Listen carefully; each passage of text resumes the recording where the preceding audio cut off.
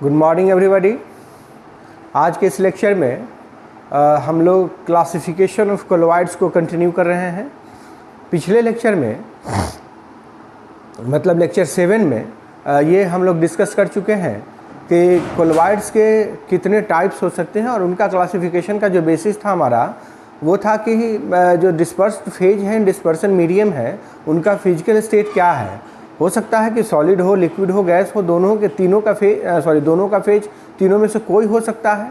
तो उसके बेसिस पर जो पॉसिबिलिटी बनती थी वो थी कि 9 डिफरेंट टाइप्स के कोलोइडल सिस्टम्स हो सकते हैं, लेकिन उसमें से एक जिसमें डिस्पर्सन मीडियम भी गैस हो और डिस्पर्स्ड फेज भी गैस हो, उसके बारे में कहा था कि वैसा कोई कोलोइडल सिस्टम संभव नहीं है, क्योंकि कोलोइड्स जो होते हैं वो एक हेट्रोजीनियस मिक्सचर होते हैं और दो गैस हमेशा होमोजीनियस मिक्सचर बनाते हैं। इसलिए हम ये कह सकते हैं कॉन्फिडेंटली कि दो गैस कभी भी एक कोलोइडल सिस्टम नहीं बना सकते हैं। इसलिए वैसी कोई पॉसिबिलिटी को हम लोगों ने नकार दिया था। तो टोटल 8 तरह के कोलोइडल सिस्टम हुए थे, जिसमें स्टेट्स के बेसिस पर हमने क्लासीफाई किया था और उसका नाम क्या होगा, उसका एग्जाम्पल्स क्या होंगे, ये सारी की सारी बात हम लोग कर चुके हैं पिछले लेक्चर में। आज इस लेक्चर में हम उसी क्लासिफिकेशन को दूसरे मेथड से, मतलब उसका बेसिस बदल देना है, दूसरे बेसिस पर हम कैसे क्लासीफाई कर सकते हैं ये देखना है। तो यहाँ जो मैंने लिखा है कि classification of colloids on the basis of interaction between DP and DM. आप समझ रहे होंगे कि ये जो मैंने डीपी लिखा है ये इस्तेमाल किया है डिस्पर्स्ड फेज के लिए। डिस्पर्स्ड फेज मतलब कि यह एक माइनर कंपोनेंट हुआ, यह एक माइनर कंपोनेंट है कोलोइडल सिस्टम का, यह एक माइनर कंपोनेंट है। और डीएम का मतलब होता है डिस्पर्सन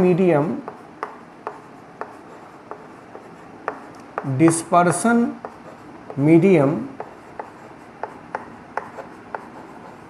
जो एक मेजर कंपोनेंट होता है,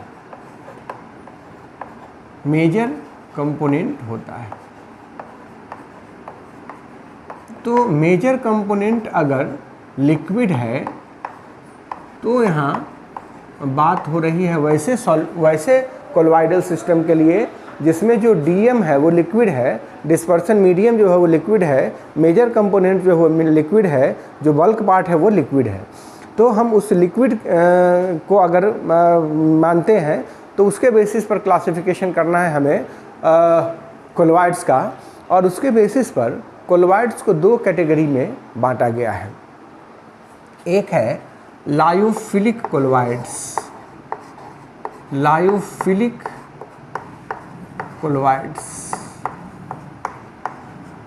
और एक है लायोफोबिक कोलोइड्स। लायोफिलिक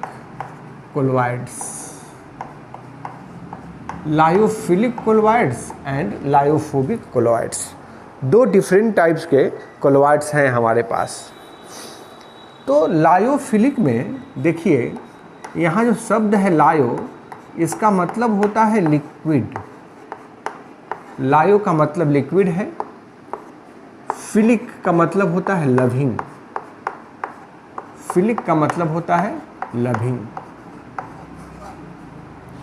तो लायोफिलिक कोलोइड का मतलब हुआ कि एक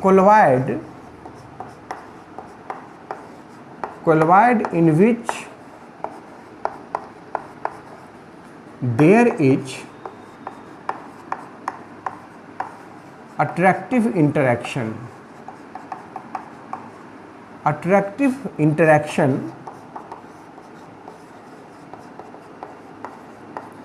between DP and DM। DP and DM के बीच में अगर अट्रैक्टिव इंटरेक्शन है तो हम उस कोलोइड को लायोफिलिक कोलोइड कहेंगे। अट्रैक्टिव इंटरेक्शन है मतलब उनको उससे लगाव है, लिक्विड से लगाव है, डिस्पर्सन मीडियम से लगाव है। यहाँ लायोफोबिक में भी वही बात होगी। लायो का मतलब यहाँ हमने ले रखा है लिक्विड से, और फोबिक का मतलब हम समझते हैं हेटिंग। फोबिक का मतलब हम समझते हैं हेटिंग, लायोफोबिक। तो एक ऐसा कोलोइड, एक कोलोइड in which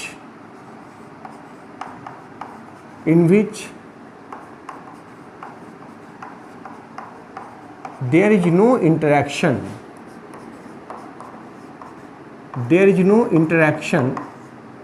interaction कहिए, no attractive interaction, तो वो इंटरेक्शन जो है वो रिपल्सिव भी हो सकता है। Attractive interaction between the DP and DM, DP and DM के बीच में अगर अट्रैक्टिव इंटरेक्शन नहीं है तो उसको हम कहेंगे लायोफोबिक कोलोइड्स। मतलब ये हुआ कि DP जो है वो DM में जाना नहीं चाहेगा, डिस्पर्सन मीडियम में जाना नहीं चाहेगा, तो हम उसको कहेंगे वो उसको हेट है, उसको नफ़रत है, उसमें नहीं जाना चाहता है, तो हम उसको कहेंगे कि वो लायोफोबिक कोलोइड्स है। लायोफिलिक कोलोइड्स की बात कीजिए तो चूंकि इसको इंटरेक्शन है इसलिए बड़े आसानी से बनाया जा सकता है। Can be prepared very easily by simple सेकिंग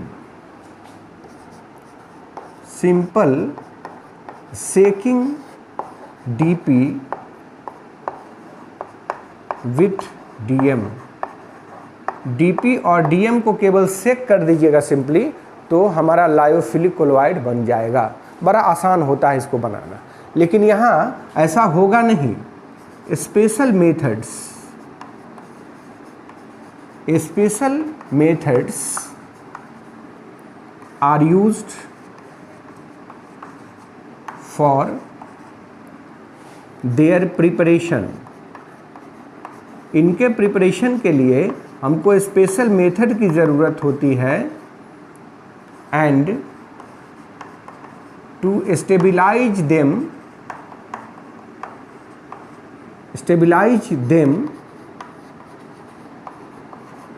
some external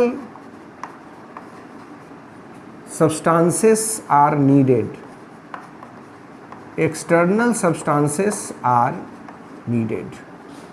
कुछ एक्सटर्नल सब्सटेंस की भी ज़रूरत होगी उनको स्टेबलाइज करने के लिए। और बाद में आपको बताएंगे कि उनको प्रोटेक्ट करने के लिए जो लायोफोबिक है वो लिक्विड में रहना नहीं चाहेंगे, वो कोगुलेट हो जाना चाहेंगे, वो अलग रहना चाहेंगे। तो उनको लिक्विड में रहने के लिए हम अगर कंपेल करते हैं तो वहाँ कुछ एडिशनल सब्सटेंस हमें डालने पड़ेंगे।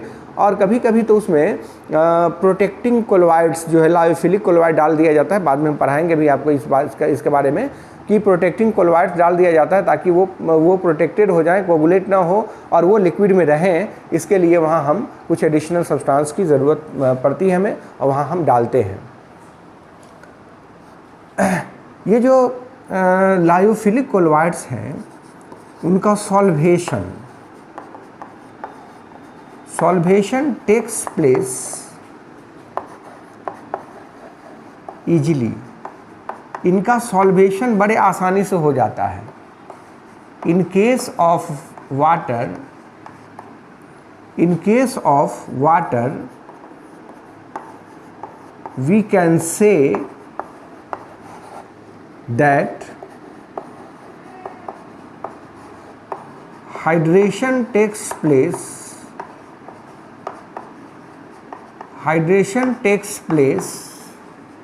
इजीली। हाइड्रेशन बड़े आसानी से हो जाता है। जैसे ये हमने आपको कहा, पहले भी बताया होगा, Na+ है और अगर इसको वाटर में डालें तो ये वाटर मॉलिक्यूल से चारों तरफ से घिर जाता है। इसी को हम लोग कहते हैं हाइड्रेशन। बड़े आसानी से हाइड्रेशन हो जाता है और इनका हाइड्रेशन सॉल्वेशन नहीं होता है। Solvation does not take place.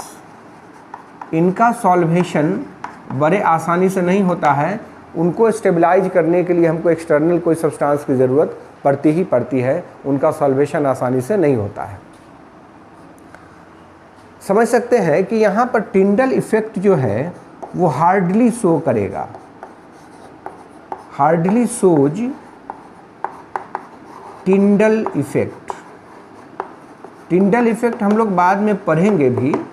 अभी यहाँ मैं बता दूँ आपको कि जब किसी कोलॉइडल सिस्टम से एक बीम ऑफ लाइट पास कराया जाता है और उसको परपेंडिकुलर डायरेक्शन से देखा जाता है, तो उस कोलॉइडल मिक्सचर में बहुत सारे ब्राइट कोन्स नज़र आते हैं, बहुत सारे ब्राइट कोन्स नज़र आते हैं। इस घटना को कहते हैं टिंडल इफेक्ट। और टिंडल इफेक्ट का कारण होता है डिफ्रैक्शन ऑफ लाइट। लाइट का डिफ्रैक्शन होता है उसके पार्टिकल से, जिसके कारण वो टिंडल कोन्स नज़र आते हैं।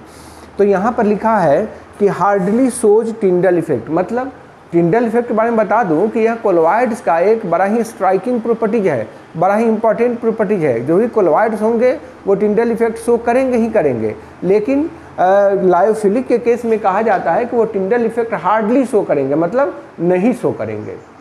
तो कारण क्या है, यहाँ मैं मेंशन कर देता हूँ, because the refractive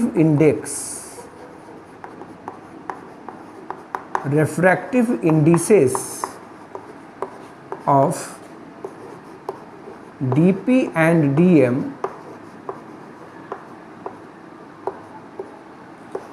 are nearly same।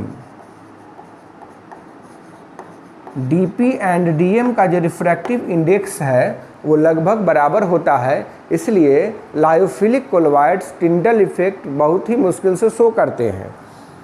कहता है कि frequently shows Tyndall effect, frequently shows Tyndall effect. ये बड़े आसानी से टिंडल इफेक्ट शो करेंगे, मतलब लायोफोबिक कोलॉइड्स तुरंत टिंडल इफेक्ट शो करता है। एक बात और बता दूं, they are comparatively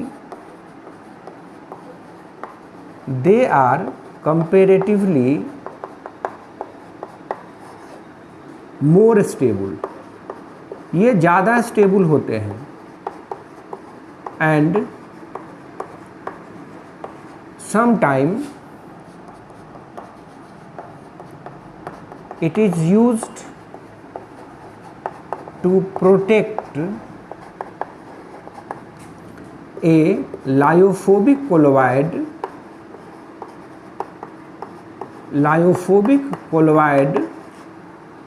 from coagulation।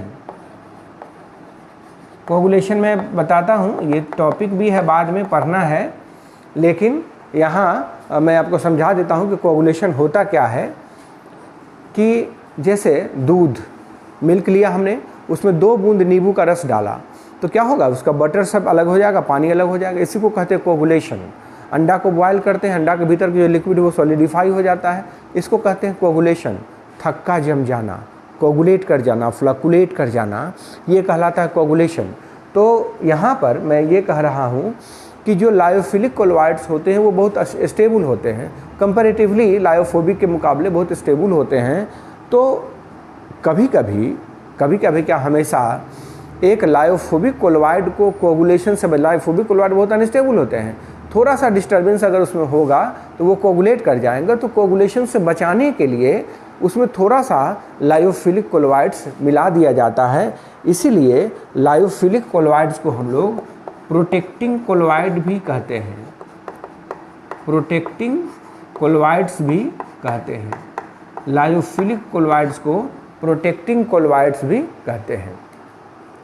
Lyophobic colloid में कहा जाता है कि दे आर कंपैरेटिवली या they are highly unstable, they are highly unstable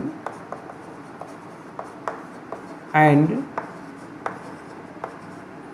can be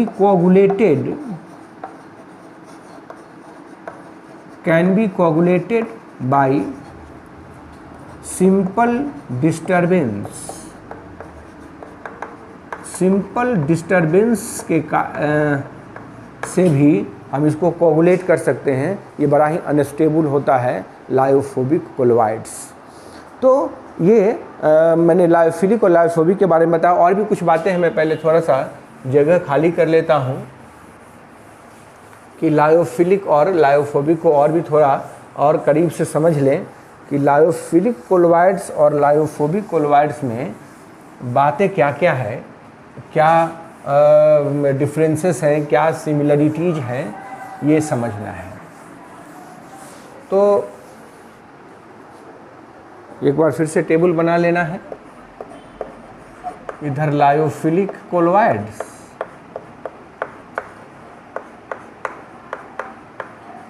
और इधर lyophobic colloids.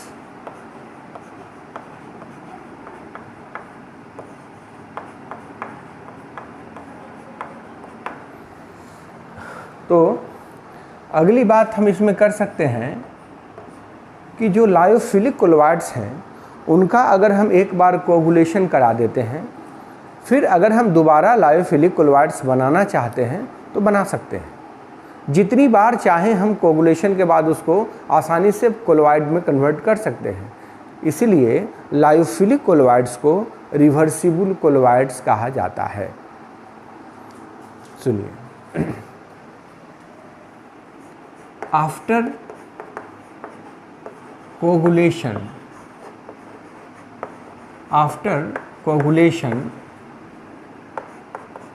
the lyophilic colloids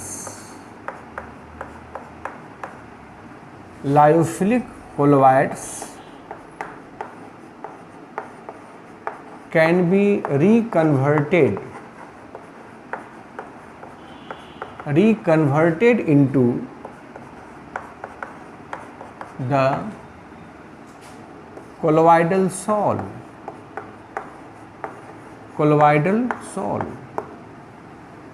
बार बार हम कर सकते हैं। हेंस लायोफिलिक कोलोइड्स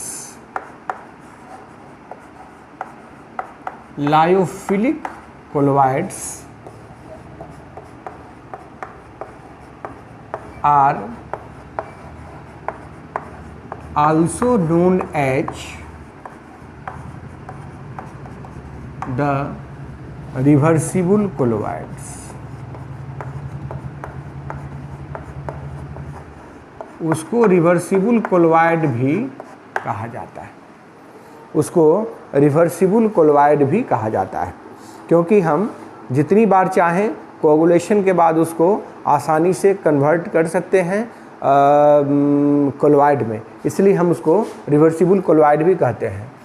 यहाँ कहता है कि once coagulation takes place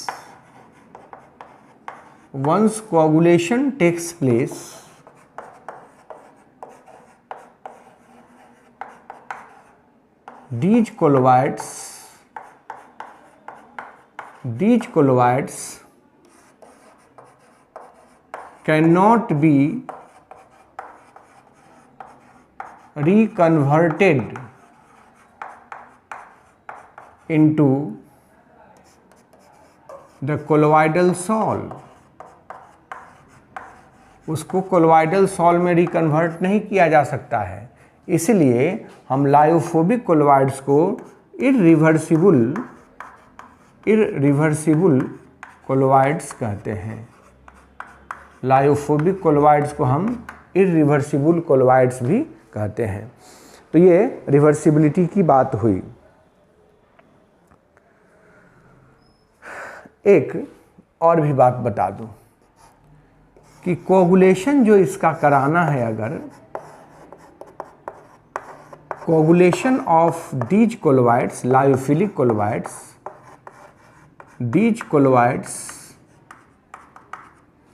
is not very easy. अगर कोगुलेशन कराना है, अगर हम ऐसे कोलोइड को कोगुलेट कराना चाहते हैं, for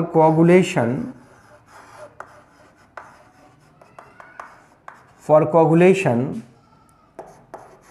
lyophilic colloids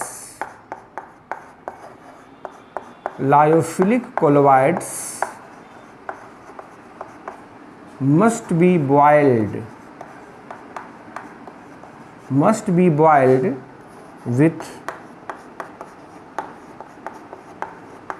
excess of electrolyte। Excess electrolyte के साथ उसको बॉयल करना पड़ेगा, और यहाँ कोगुलेशन बड़ा आसान होता है। Coagulation is very easy and small amount of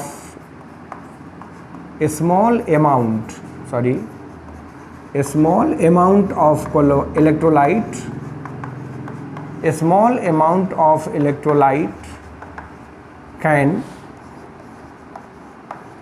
cause coagulation। Small amount of colloid जो है वो कोगुलेशन कर सकता है। इवन कि कभी कभी थोड़ा सा डिस्टर्बेंस आपने देखा होगा कि दूध को बोतल में भर के 1-2 बार हिला भी दीजिएगा तो मक्खन अलग हो जाएगा और पानी अलग हो जाएगा। तो ये बहुत ही अनस्टेबल होते हैं। लायोफोबिक कोलोइड्स जितने भी होते हैं वो अनस्टेबल होते हैं, और इनका कोगुलेशन बड़ा आसान होता है। 2-3 बातें अभी समझ लीजिए कि अगर हम बात करते हैं सरफेस टेंशन की, कि सरफेस टेंशन जो होगा वो जो भी लिक्विड है, सरफेस टेंशन घट जाता है। Surface tension is lower than that of DM। Surface tension घट जाता है, लेकिन इसमें जो सरफेस टेंशन होगा वो बदलेगा नहीं। Surface tension remains nearly same. Surface tension जो है वो लगभग बराबर रह जाता है, अनचेंज रह जाता है। इसके एग्जाम्पल्स मैं आपको दिखा दूं। लायोफिलिक कोलोइड्स के एग्जाम्पल्स में जैसे जो भी नेचुरल कोलोइड्स हैं, नेचुरल कोलोइड्स जनरली लायोफिलिक होते हैं। स्टार्च एक लायोफिलिक कोलोइड है, जिलेटिन एक लायोफिलिक कोलोइड है। लायोफोबिक में बहुत सारे एग्जाम्पल्स आएंगे, जैसे गोल्ड सॉल, जैसे सल्फर सॉल, जैसे ब्लड, जैसे प्रोटीन। थोड़ा सा इलेक्ट्रोलाइट मिलेगा और इसमें कोगुलेशन हो जाएगा। ये लायोफोबिक कोलोइड्स हैं। तो इस तरह से हम लोगों ने ये समझ लिया कि DP और DM के बीच में जो इंटरेक्शन होगा उसके बेसिस पर कोलोइड्स के 2 टाइप्स हुए, lyophilic colloids and lyophobic colloids. Lyophilic colloids को बनाने के लिए किसी खास मेथड की ज़रूरत नहीं है, बस हमें प्रेसिपिटेट को डिस्पर्सन मीडियम में मिलाकर सेक कर देना है और हमारा लायोफिलिक कोलोइड्स बन जाएगा। लेकिन लायोफोबिक कोलोइड्स को अगर बनाने की बात आएगी तो लायोफोबिक कोलोइड्स को बनाने के लिए एक स्पेशल मेथड की ज़रूरत पड़ेगी, और उन सारे स्पेशल मेथड्स की बात करेंगे भी आगे। हम प्रिपरेशन ऑफ कोलोइड्स में जब जाएंगे तो वहाँ ये बात भी करेंगे कि कौन कौन से मेथड्स इस्तेमाल किए जाते हैं उन कोलोइड्स को बनाने के लिए। अब एक और क्लासिफिकेशन है, classification on the basis of nature of dispersion medium. Dispersion medium क्या है, इसके बेसिस पर हम लोग क्लासिफिकेशन करते हैं। तो देखते हैं इस क्लासिफिकेशन को। तो ये क्लासिफिकेशन है on the basis of nature of DP, dispersed phase. जैसा कि आप सभी लोग जानते हैं, डिस्पर्स्ड फेज जो है वो कोलोइडल सॉल का एक माइनर कंपोनेंट होता है। एक माइनर कंपोनेंट जो होगा वही डिस्पर्स्ड फेज है। तो उसके नेचर के बेसिस पर, वो किस टाइप का है, इसके बेसिस पर हम लोग क्लासिफाई करने वाले हैं कोलॉइड्स को। आप जानते हैं कि कोलॉइडल रेंज जो है, कोलॉइडल रेंज मैं यहाँ लिख देना चाहता हूँ, in colloids the range of particle size, range of the particle size, particle size जो है वो है 1 से 1000 नैनोमीटर, 1 से 1000 नैनोमीटर के बीच में। तो यहाँ पर लिखा है मल्टी। मल्टी का लिटरल मीनिंग होता है मेनी। मल्टी का लिटरल मीनिंग होता है मेनी।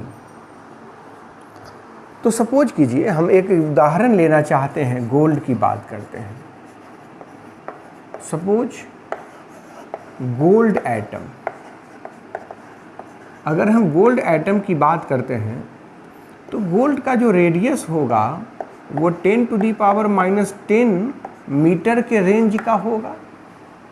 10⁻⁻10 मीटर का रेंज का होगा। इसका मतलब है कि अकेले an atom of gold, an atom of gold cannot form a colloid। वह कोलोवाइड नहीं बना सकता है।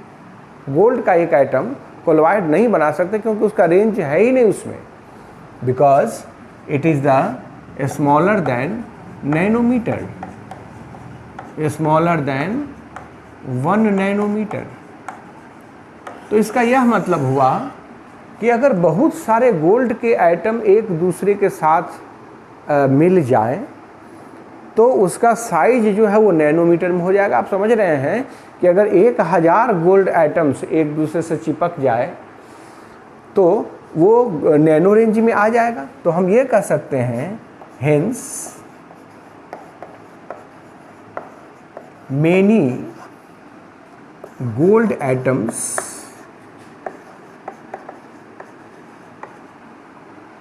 can be in the colloidal range, in the colloidal range, and that types of colloids, that types of colloids are the multi-molecular colloid। आप समझ गए होंगे बात को, multi-molecular colloids। तो अब ऐसे colloids को हम multi-molecular colloids कहेंगे। जैसे सल्फ़र की बात करते हैं, सल्फ़र सॉल भी जो है यह भी एक मल्टी मॉलिक्यूलर कोलॉइड होगा, क्योंकि अकेले ये कोलॉइडल रेंज में आएगा ही नहीं, यह मल्टी मॉलिक्यूलर कोलॉइड कहलाएगा, क्योंकि अकेला सल्फ़र एटम या सल्फ़र मॉलिक्यूल कोलॉइडल रेंज में होगा ही नहीं। तो ऐसा कहा जाता है commonly this type of colloids are lyophobic,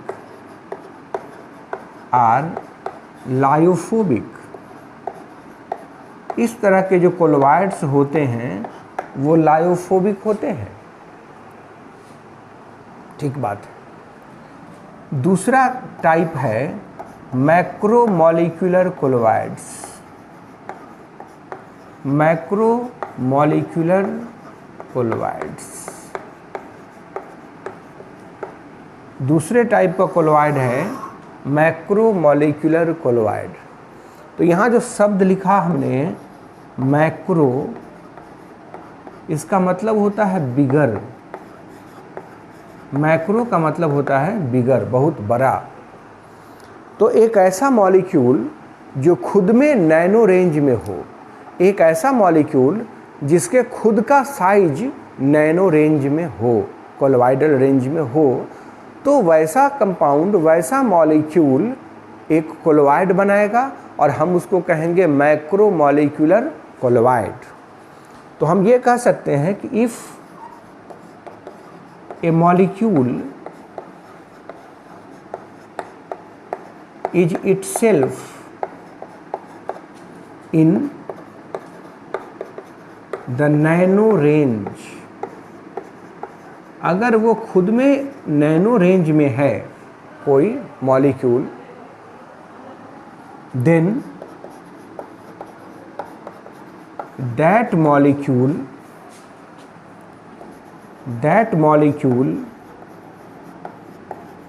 can form macromolecular colloid. तब वह मैक्रोमॉलिक्यूलर कोलॉइड बनाएगा, वह मैक्रोमॉलिक्यूलर कोलॉइड बनाएगा। अगर कोई मॉलिक्यूल खुद में नैनो रेंज में है तब।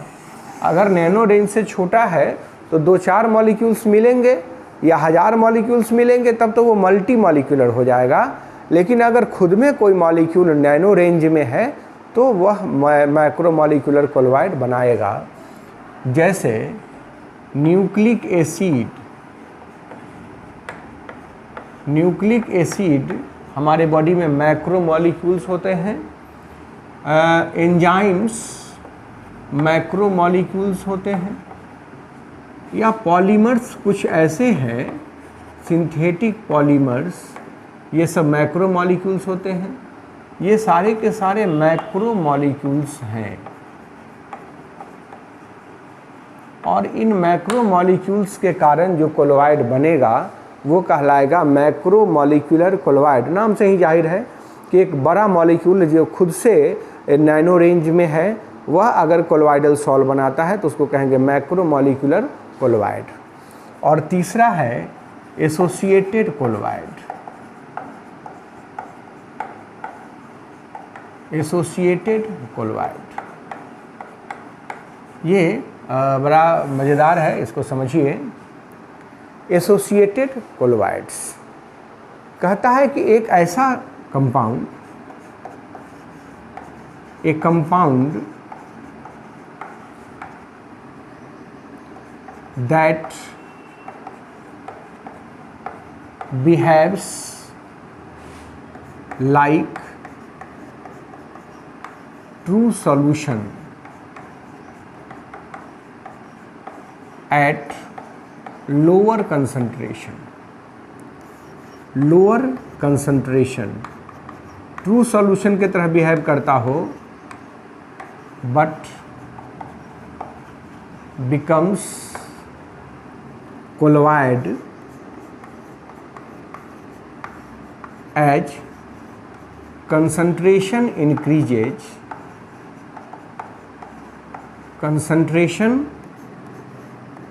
increases, then that very types of colloid,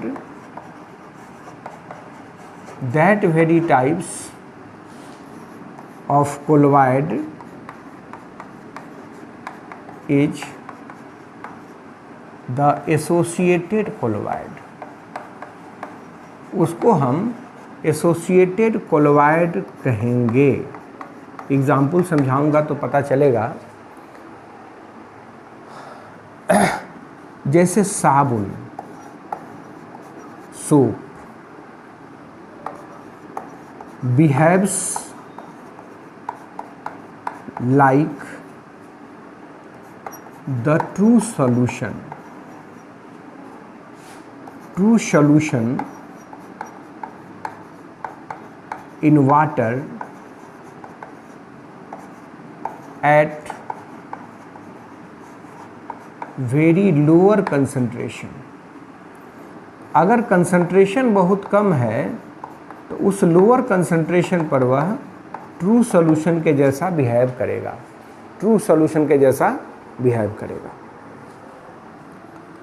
साबुन जो है C17 H35 COONA, यही है साबुन। ये एक इलेक्ट्रोलाइट है। जब इसको आप पानी में डिजॉल्व कराते हैं तो ये टूट जाता है C17H35 COONA plus Na plus, ये ट्रू सॉल्यूशन देता है, यह ट्रू सॉल्यूशन देता है। तो ये सॉल्यूशन बनाया, लेकिन जैसे जैसे कंसंट्रेशन बढ़ता जाएगा, साबुन के केस में आपने देखा भी है, साबुन बड़ा कॉमन चीज़ है, सभी लोग इस्तेमाल करते हैं। तो जैसे जैसे साबुन का कंसंट्रेशन बढ़ता जाएगा वो मिल्की होता जाएगा, पानी झाग बनने लगेगा और तब वो कोलवाइड बन जाता है। As more and more soap is dissolved, ज़्यादा से ज़्यादा साबुन जब उसमें डिजॉल्व कराया जाने लगेगा, देन फ्रोथ डेवलप्स, तब उसमें झाग बनने लगता है, develops, and the mixture becomes colloid, mixture becomes colloid। कैसे बनता है मैं अभी आपको समझाऊंगा। मिक्सचर कोलवाइड बन जाता है, मतलब यही एसोसिएटेड कोलवाइड कहलाता है, एसोसिएटेड कोलवाइड कहलाता है। मैकेनिज्म मैं आपको समझाता हूँ। ये C17 H35 COONA ये साबुन है। जब इसको वाटर में डिजॉल्व कराया तो C17 H35 COO माइनस बनाया, एक्वस, और प्लस Na प्लस एक्वस बनाया। ठीक है, बनाने दीजिए। यह जो कार्बोक्सिलेट पार्ट है, ये फैटी पार्ट कहलाता है। कार्बोक्सिलेट पार्ट, इसमें दो पार्ट्स हैं। ये जो आयनिक पार्ट है वो हाइड्रोफिलिक है।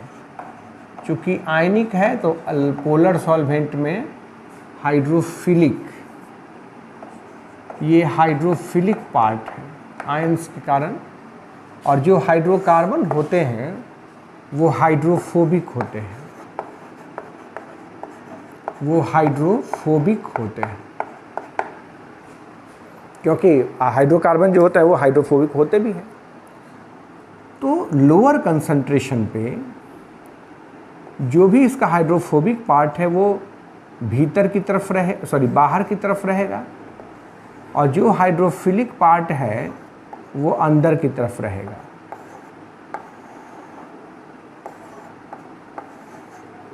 वो अंदर की तरफ रहेगा।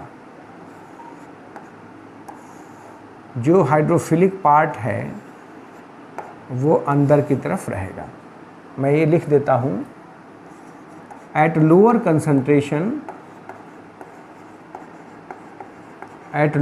कंसंट्रेशन हाइड्रोफिलिक पार्ट, जो पानी से जिसको लगाव है, hydrophilic part tends towards water and hydrophobic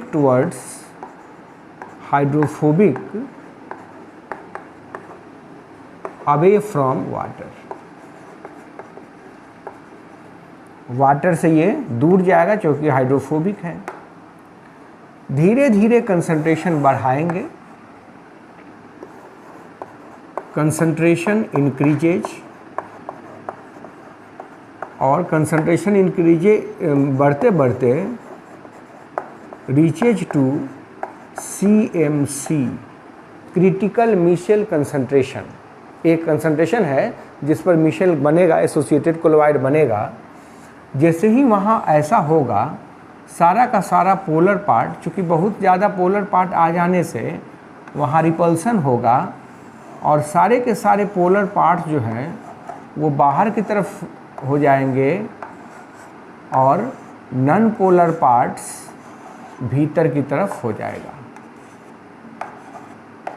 आप उसका कारण समझ सकते हैं कि जब बहुत सारे यहाँ नॉन पोलर पार्ट्स आ जाएंगे भीतर की तरफ, तो वहाँ रिपल्सन होगा और रिपल्सन से ये डायरेक्शन पलट जाएगा और यही जो बना यही कहलाता है मिशेल।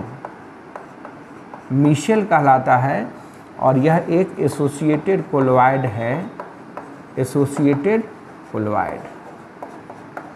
एसोसिएटेड कोलोइड का दूसरा नाम मिशेल भी हुआ और ये जो मिशेल बना है वह नॉन पोलर पार्ट का बना है। ये मिशेल कहलाया, ये मिशेल बना है, नॉन पोलर पार्ट्स का ही है। तो यहाँ बात समझ लीजिए कि लोअर कंसंट्रेशन पे तो ये एकदम ट्रू सॉल्यूशन था, इसमें कहीं से कोई बात नहीं थी, क्लियर सॉल्यूशन मिला। जैसे साबुन और भी घोलते गए तो कंसंट्रेशन साबुन का बढ़ा उस मिक्सचर में, और कंसंट्रेशन बढ़ने के बाद जब ये मिशेल का फॉर्मेशन हो गया, तो मिशेल के फॉर्मेशन होने का कारण ये हुआ कि जब ज़्यादा अनायनिक पार्ट यहाँ बढ़ जाएगा तो उनके बीच में रिपल्सन होगा और वो एकदम से रिवर्स हो जाएंगे और तब ये बनता है एसोसिएटेड कोलोइड। एसोसिएटेड कोलोइड और यही कहलाया मिशेल। इसी मिशेल के कारण हमारा कपड़ा जो है वो साफ़ होता है। हमारे कपड़े में जो गंदगी होती है वो नॉन पोलर होती है। ग्रीज हुआ, वाइल हुआ, जो भी गंदगी है वो नॉन पोलर होती है। लाइक डिजॉल्व्स लाइक की थ्योरी से इस नॉन पोलर मिशेल में हमारे कपड़े की जो गंदगी है, नॉन पोलर पार्ट, वो घुल जाती है और जब हम पानी से बाहर निकालते शर्ट को तो वो पानी में रह जाती है मिशेल के साथ और हमारा कपड़ा साफ़ हो जाता है। यही मैकेनिज्म है साफ़ करने का। तो यहाँ पर एक ख़ास कंसंट्रेशन होता है, जिस कंसंट्रेशन पे मिशेल का फॉर्मेशन होगा हम उस कंसंट्रेशन को कहते हैं क्रिटिकल मिशेल कंसंट्रेशन। और आपने देखा होगा कि जाड़े के दिनों में यह जो झाग है वो बहुत देरी से बनता है, बहुत घिसना पड़ता है साबुन को। वहीं अगर जाड़े के दिनों में गर्म पानी का इस्तेमाल किया जाए तो झाग बहुत तेज़ी से बनता है, बहुत जल्दी बनता है। तो इसका मतलब हुआ कि मिशेल का बनना टेम्परेचर पे भी डिपेंड करता है। तो वह टेम्परेचर जिस पर मिशेल का फॉर्मेशन होता है क्राफ्ट टेम्परेचर कहलाता है। उस टेम्परेचर को हम लोग क्राफ्ट टेम्परेचर कहते हैं। मैं यहाँ लिख देता हूँ क्राफ्ट टेम्परेचर।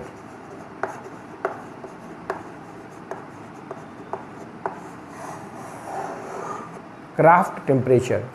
तो इस तरह से मिशेल का फॉर्मेशन हुआ और ये एसोसिएटेड कोलोइड है। आपको एक डाउट हो रहा होगा कि यहाँ भी तो बहुत सारे आयंस जो है वो एसोसिएट हुए हैं, तो इनको मल्टी मॉलिक्यूलर कोलोइड क्यों नहीं कहेंगे?